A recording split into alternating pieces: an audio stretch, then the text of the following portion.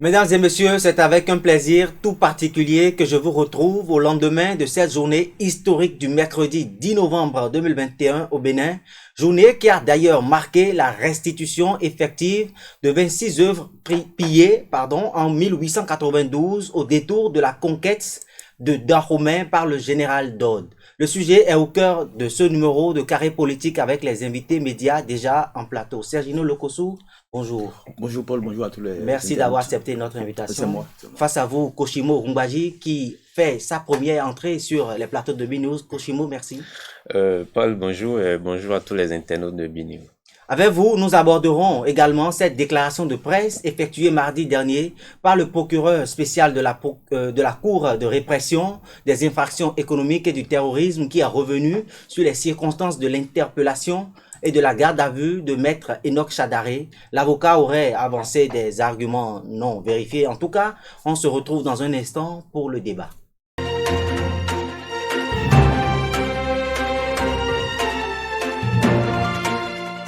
Koshimo Rumbaji, le Bénin a brisé le tabou de la restitution des trésors pillés en Afrique. Les œuvres sont revenues hier, après près de 130 ans passés en France. Quelle est la note que vous attribuez à ça? Alors, je donne la note 8. La note 8. Sergino Lokosu? Je donne la note 6. 6, justement, on va commencer par vous. Pourquoi 6? Et 6 parce que c'est un sentiment de satisfaction et de responsabilité. En même temps, quand ces œuvres pillées ont finalement retrouvé la terre, le terre qui est la terre béninoise.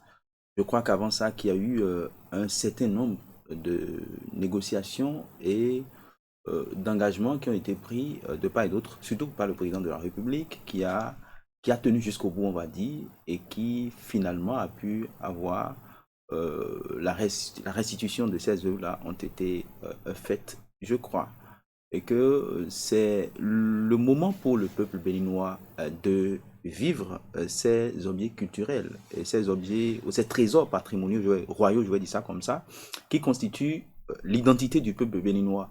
Et c'est des trésors qui ont été pillés. Et de l'autre côté, on parle de butin de guerre parce que c'est lors de la guerre, vous l'avez rappelé dans votre introduction, que ces trésors ont été pillés. On parle de ce que, enfin, il y a eu beaucoup de commentaires et d'insinuations sur les réseaux sociaux.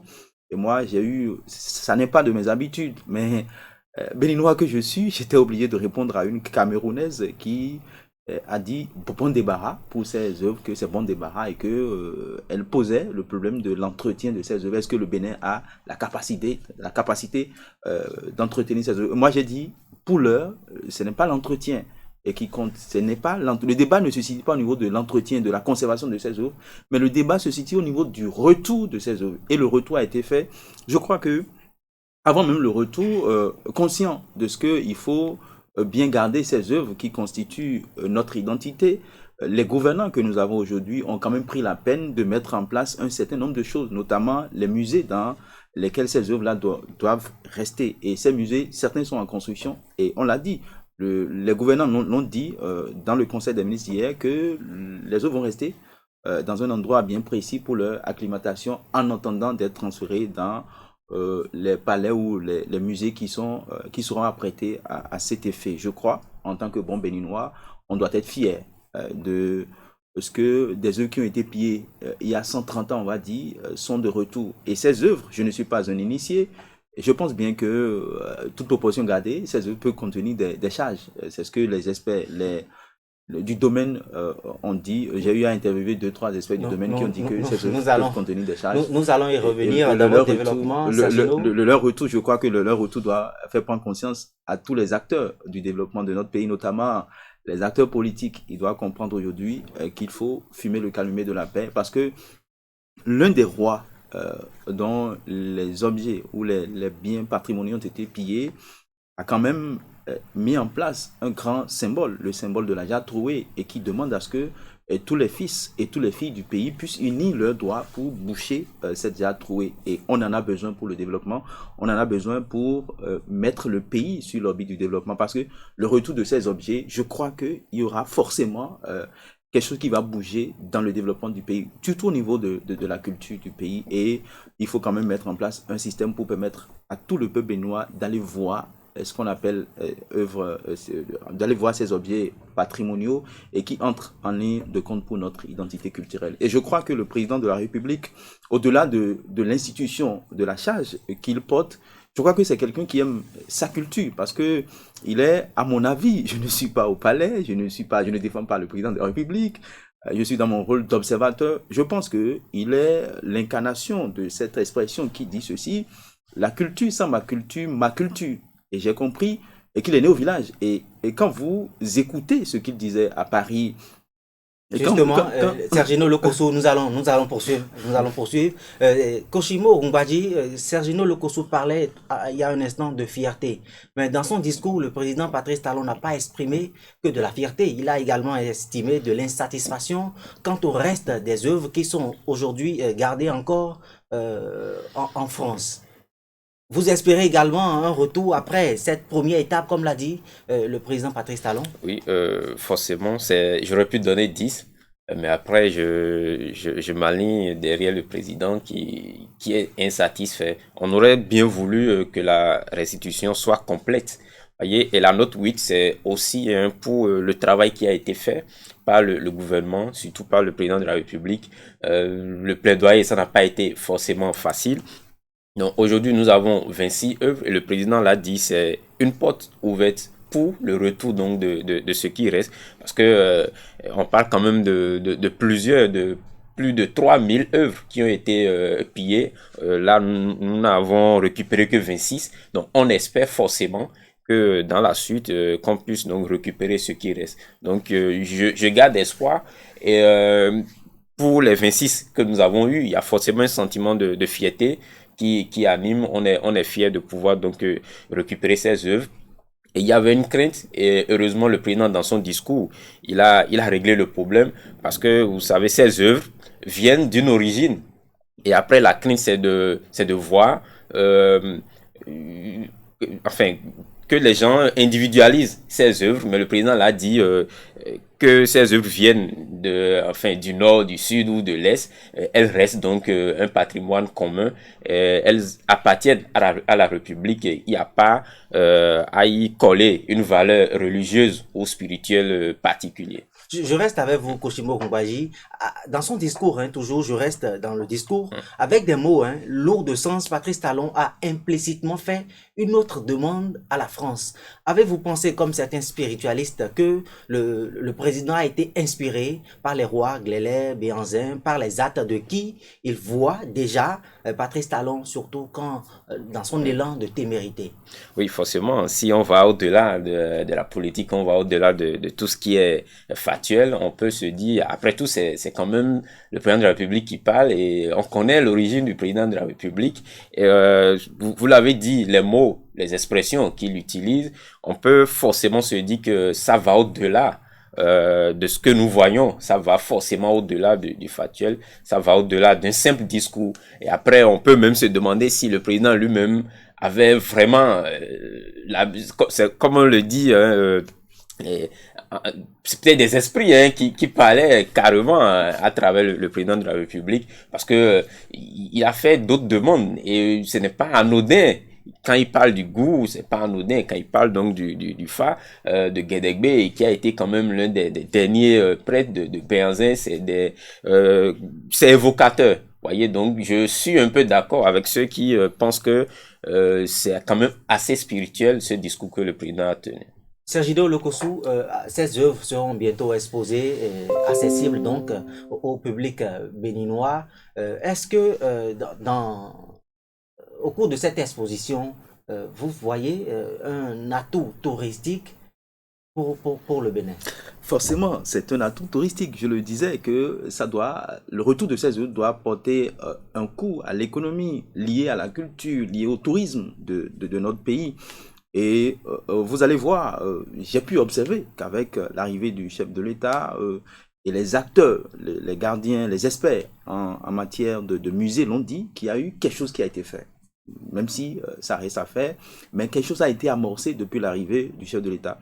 Et je crois que c'est normal, ça doit apporter un plus parce que les objets d'art à pied étaient conservés au musée de Quai Branly à Paris et donc les gens allaient voir sûrement. Et donc, ceux qui allaient voir, vous venez au Bénin pour voir ces œuvres-là. Et c'est de l'argent pour le pays. Et je disais tantôt que ces œuvres, je ne suis pas un initié, mais ça peut contenir des charges. C'est possible. Et j'ai écouté quelqu'un sur une chaîne internationale qui disait que les œuvres elles-mêmes ont choisi le moment de venir. Et que ce moment a été un moment choisi par les œuvres elles-mêmes pour venir au Bénin. C'est pour dire qu'il y a de charges dedans. Et je disais que le chef de l'État, au-delà du discours qu'il avait donné à Paris, moi je voyais en lui quelqu'un qui aime son pays, quelqu'un qui est né au village. Et il a dit, il est né au village. Et quand vous êtes né au village, je ne dis pas en ville, quand vous êtes né au village, vous devriez pouvoir tout faire avec élégance et harmonie, à compter de la danse et de la musique. Et c'est ce que le chef de l'État a fait. Il n'a pas repoussé chemin. Première tentative, la France a refusé, il a continué, finalement, il est venu au bout.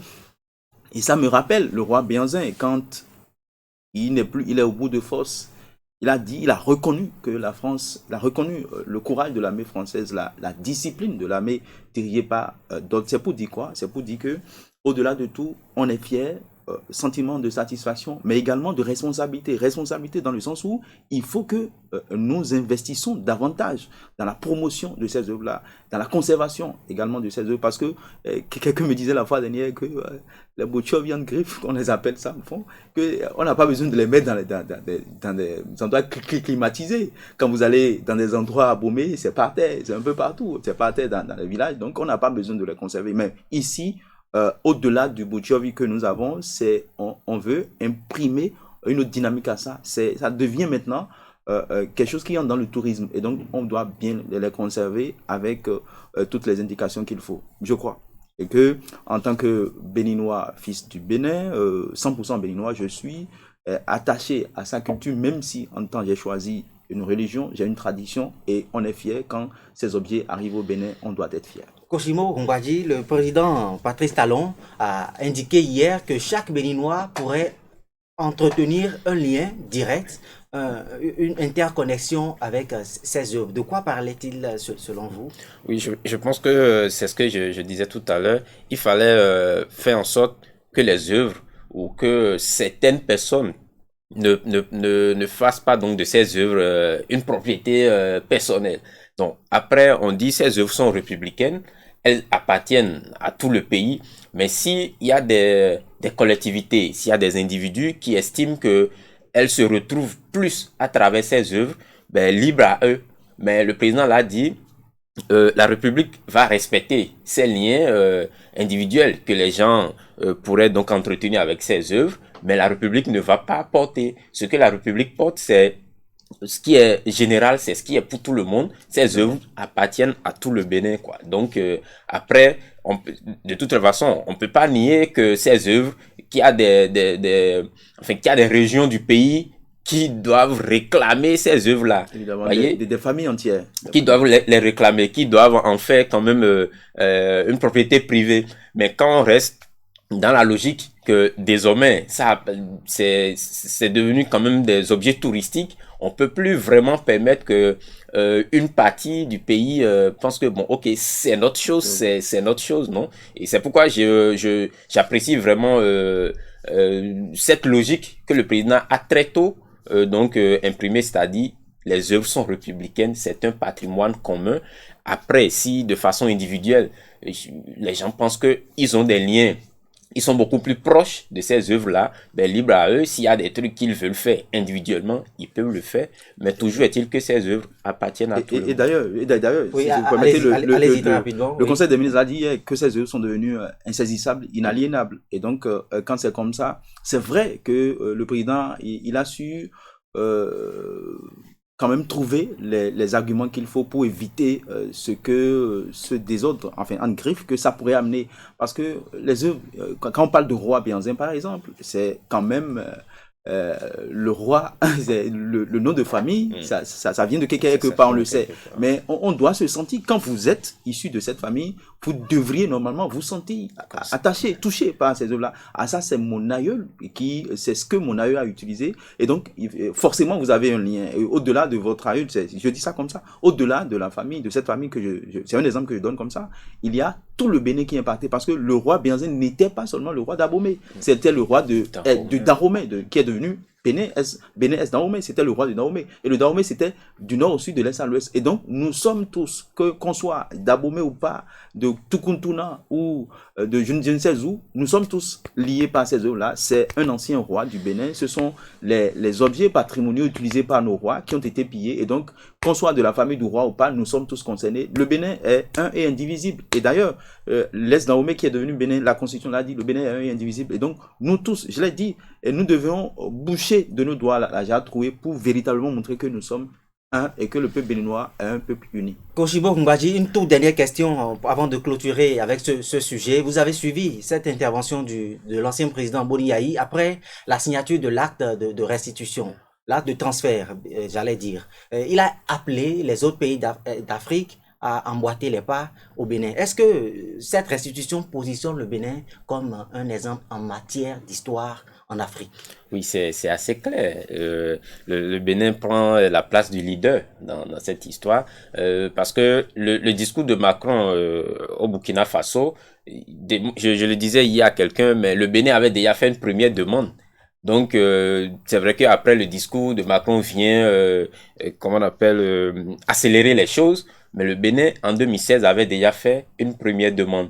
Donc, que ça soit le Bénin qui récupère en première position ces œuvres, cela positionne forcément le pays en position donc de leader. Les autres pays doivent forcément prendre exemple sur nous. Mais il y a quand même, vous savez, souvent en Afrique, le Bénin est très souvent premier en beaucoup de choses, mais après, les gens nous dépassent par la suite. C'est pour dire... nous avons eu 26 œuvres et nous sommes conscients qu'il en reste.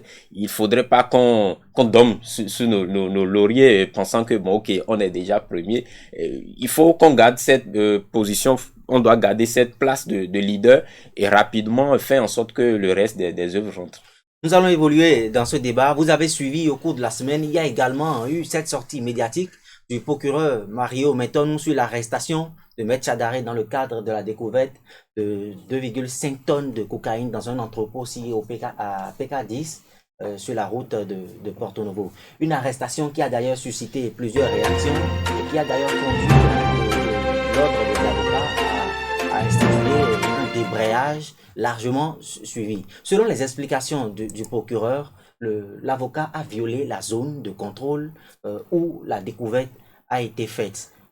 Est-ce que l'avocat a-t-il eu une attitude responsable selon vous, Sergino Lokosso? Je crois que c'est difficile d'opiner quand ce sont les hommes de droit qui sont en jeu. C'est difficile pour moi d'opiner parce que je suis journaliste, je ne suis pas homme de droit, mais à s'en tenir aux déclarations des uns et des autres, on constate qu'à un certain niveau, il y a eu des comportements qui ne sont pas forcément ce qui est autorisé. Quand vous suivez la déclaration, quand vous prenez la déclaration du procureur de la République, du procureur de la spécial de la Criette, il a essayé de donner les détails. Lui-même n'était pas là. C'est sûrement par rapport au PV qu'on lui a transféré qu'il a pu faire ces détails-là. Je crois que l'un dans l'autre, les avocats en général, ils sont ce qu'ils sont. Ils sont là pour défendre. Et lui, il est forcément dans cette logique-là, défendre son client.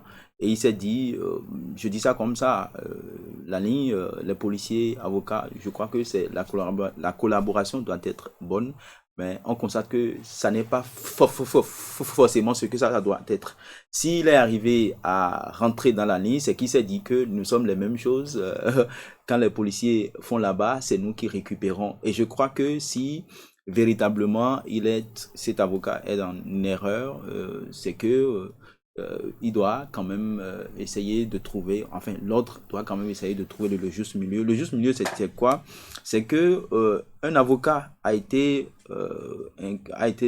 gardé à vue, ce qui n'a pas plu. Alors des avocats aujourd'hui qui n'ont pas apprécié, enfin l'ensemble des avocats, des jeunes avocats surtout, n'ont pas apprécié cette attitude qui consiste à garder à vue un avocat pendant des heures avant de le libérer. Eux autres n'apprécient pas. Parce que, pourquoi ils n'apprécient pas? Je le dis ça comme ça, ils se sont dit que, et si on se tait sur une situation du genre, pour des faits simple, on peut enfermer un Mais avocat, on peut garder à vue. il y a quand même eu des éléments qui ont conduit les forces de l'ordre à agir ainsi. Puisque, référence faite toujours à la déclaration du procureur spécial de la Criette, l'avocat, lors de son interpellation, a quand même soutenu qu'il était conseil juridique du propriétaire de l'entrepôt où la découverte a été faite.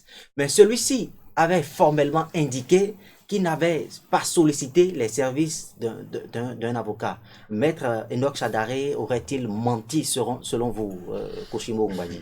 On ne peut pas le dire comme ça parce que de toute façon, les informations que le procureur spécial communique sont des informations qu'il a eues en fonction donc du PV qui lui a été adressé.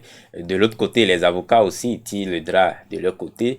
Ce qu'il faut retenir, c'est la crainte des avocats. Lorsque vous lisez leur déclaration, je suis sûr, parce que le jour où l'information est sortie, moi je me suis dit, de toute façon, les policiers ont forcément... En tout cas, il y a eu quelque chose, parce que ça fait quand même assez simple de dire qu'on a interpellé un avocat, qu'on l'a molesté et tout.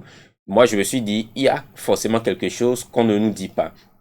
Et je disais tantôt, les avocats, leur crainte, c'est la suite. Parce que si facilement on peut garder à vue un avocat pendant plusieurs heures pour une telle situation, demain, c'est peut-être la porte ouverte, quoi. Et les avocats peuvent devenir les avocats ne veulent pas être traités comme de vils individus.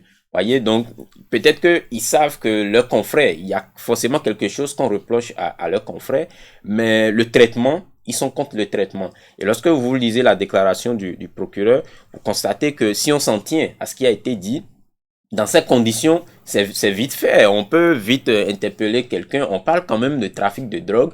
Et lorsque le procureur précise et insiste pour dire le réseau qui a été démantelé, ce n'est pas un réseau de menus frétins. On sait comment les gens fonctionnent et tout. Donc dans ce contexte, qui a des manières expéditives. Voilà. Donc dans ce contexte, c'est très vite, c'est rapide, quoi. On peut interpeller quelqu'un. Les policiers, les enquêteurs peuvent entre griffes maltraiter quelqu'un parce que eux, ils sont dans leur rôle, ils sont dans leur travail. Et vous savez, quand vous êtes dans ces situations où vous voulez conduire une mission parfaite, quoi, et aller jusqu'au bout sans anicroche. Donc, si vous sentez de la menace, vous êtes obligé d'agir. Et le procureur, dans sa déclaration, l'a dit, c'est après un coup de fil du bâtonnier qu'il s'est rendu compte que c'est d'un avocat qu'il s'agit. Et là, je n'ai pas compris parce que l'ordre a quand même dit dans sa déclaration, l'avocat s'est présenté avec sa carte professionnelle. Donc, est-ce que jusqu'au moment où on le mettait en garde à vue, est-ce qu'on ne savait pas que c'était un avocat? De toutes les façons, je pense que la situation est assez délicate. Il faut reconnaître. C'est vrai que la grève, après, c'est peut-être les clients de ces avocats qui sont les plus touchés par cette grève qui heureusement va prendre fin aujourd'hui, mais ce que je retiens, c'est la crainte des avocats de voir perpétuer une telle situation, parce que quand vous entendez qu'on interpelle un avocat, qu'on le garde à vue sans qu'il ne soit forcément cité, impliqué dans une affaire criminelle, ça sonne peut-être un peu faux. Mais il a été dit que l'avocat a fait preuve de pression verbale, de violence verbale et même physique, et c'est d'ailleurs pour ça qu'il a été sorti du périmètre. Mais après avoir été conduit au commissariat d'Ekpé, l'avocat a été placé en fait sous convocation pour le 4 octobre. Il ne serait pas venu à cette date, il n'a pas répondu.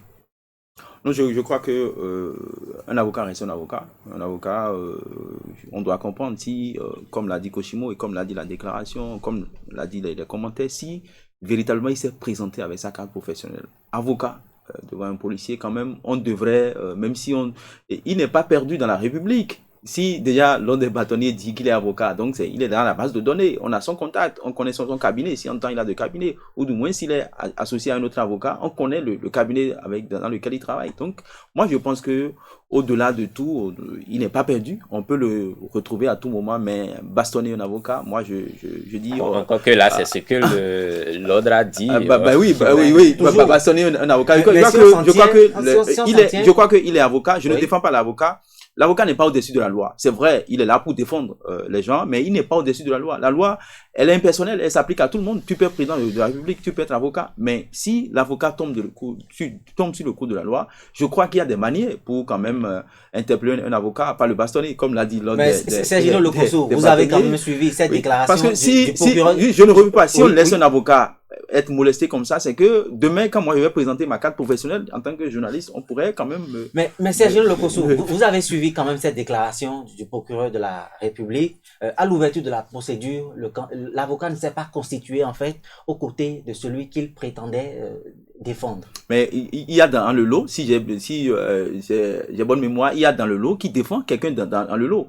Et s'il est venu, peut-être qu'il a eu, bon, je ne le défends pas, je dis toujours, peut-être qu'il a reçu une mauvaise information, peut-être que son client, on lui a dit que son client était là, ou du moins le client lui a fait savoir qu'il était là, et puis il a manqué le client. Je crois que c'est complexe tout ça, c'est complexe. Il faut véritablement que les uns et les autres, l'ordre des avocats, et de l'autre côté, le procureur qui est forcément dans son rôle, puisse véritablement nous donner, nous aider à faire manifester, pour qu'il y ait manifestation de vérité, parce que l'un dans l'autre, le procureur, il est dans l'appareil judiciaire, les avocats également sont dans l'appareil judiciaire. Maintenant, c'est de nous montrer à nos peuples la vérité des faits. Qu'est-ce qui s'est réellement passé? Est-ce que cet avocat, il s'est mal comporté? Que l'ordre des avocats ne défend pas seulement les leurs, mais qu'on en arrive à rétablir la vérité pour que le peuple... Parce que là, aujourd'hui, on ne sait pas qui a fauté, on ne sait pas qui est qui, mais l'avocat, il est dans son rôle, il doit défendre. Mais il dit, un avocat, on ne peut pas traiter un avocat qui défend, qui va parfois représenter un client comme ça. Moi, je me rappelle,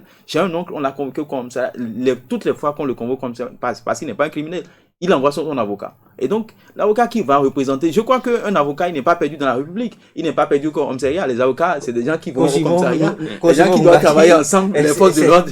Sergino Lokosso, nous avons une toute dernière question avant de sortir donc de cette émission. Je m'en tiens toujours à la déclaration du procureur Mario. Maintenant, il semble que l'avocat Maître Chadaré a été dépêché plutôt par le locataire des lieux, contrairement à ce que lui-même avait dit être conseil juridique du propriétaire des lieux. Est-ce que, surtout quand on sait que le propriétaire ou le locataire, j'allais dire, a pris la clé des champs, est-ce que ce ne sont pas des choses qui sont de nature à remettre en cause en fait la crédibilité ou bien l'innocence de l'avocat dans oui, tout ça? C'est clair qu'il y a eu assez d'informations contradictoires et pour justifier, vous comprenez, quand vous lisez la déclaration du procureur, pour justifier l'interpellation, il a dû donner toutes ces informations pour montrer combien l'avocat était suspect, pour dire les choses clairement.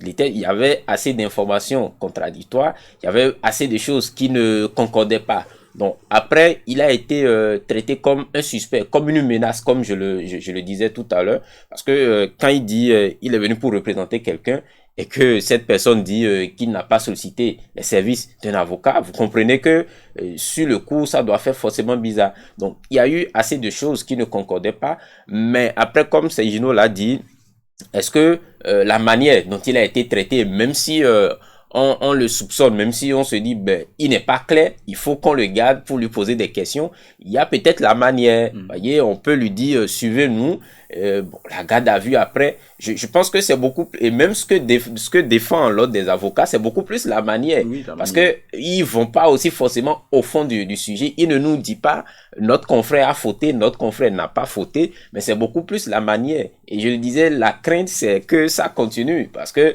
demain le bâtonnier aussi peut tomber dans une situation comme ça. Et au-delà de très rapidement, et au-delà de ce dossier, il y a quand même une, on va dire, une frange des forces de l'ordre qui sont animées de zèle pas possible, quoi. C'est qu'on vous arrête comme si vous n'êtes pas un Béninois, comme si vous êtes un terroriste, quoi. Donne-moi, non, je dis, moi, il y a 1 an ou 2 ans, un policier m'a dit, non, je suis Béninois, je ne suis pas payé dans la République, non, je ne suis pas une menace pour la République. Mais quand, moi, je dis, au niveau de la police républicaine, c'est vrai, ils font un travail colossal pour notre sécurité. Mais il y a de ces agents, honnêtement, ils vous traitent comme des animaux, alors que eux sont des humains. Et ce qui nous différencie, c'est l'uniforme qu'ils portent.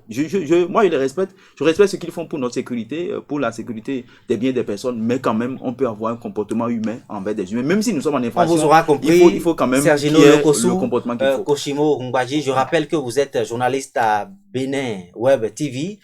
Face à vous, Sergino Lokosu, qui est un habitué de nos plateaux. Merci. Amis internautes, nous sommes pratiquement, non, pas pratiquement, nous sommes définitivement, j'allais dire, à la fin de cette émission. On se retrouve la semaine prochaine pour un nouveau numéro de Carré Politique.